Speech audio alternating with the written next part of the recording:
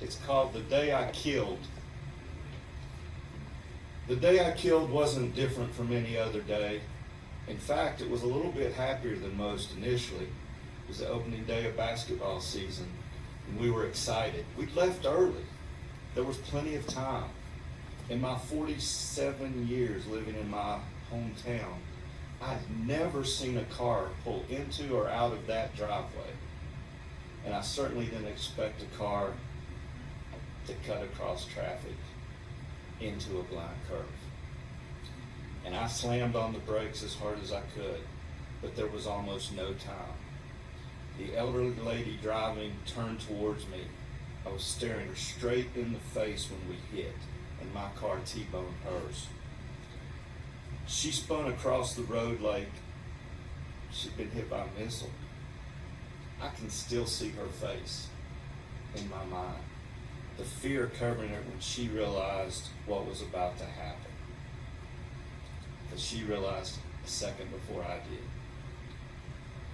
Where my car stopped, I could see her car, the wrecked vehicle at rest across the road and behind me. And it looked like it had been hit by a missile.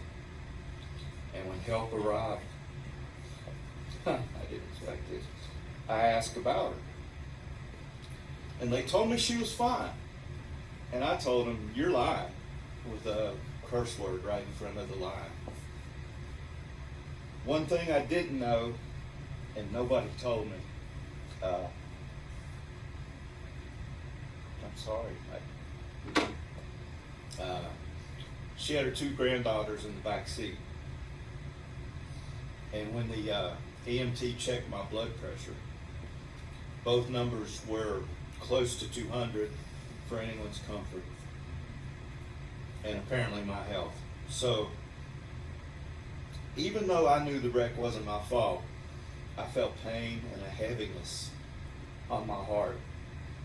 And I was at the hospital and I found out I was wrong. They weren't lying. I hadn't killed her, but she wasn't fine either. More than a decade later, I see her face right before the impact, as clear as anything I've ever looked at. And that heaviness returns. And I face the fact that many people actually guilty of horrific acts traipse through life with a light heart, without a second thought given to their acts or their past. And while the world keeps on spinning and the chips fall, without a care or a second thought. I'm sorry. I didn't, and that's not the sad one. That's actually true. She did not die. She had a fractured skull, 5 broken ribs, and she was messed up. And thank God nobody. I would have had a heart attack if they told me those little girls were in the car.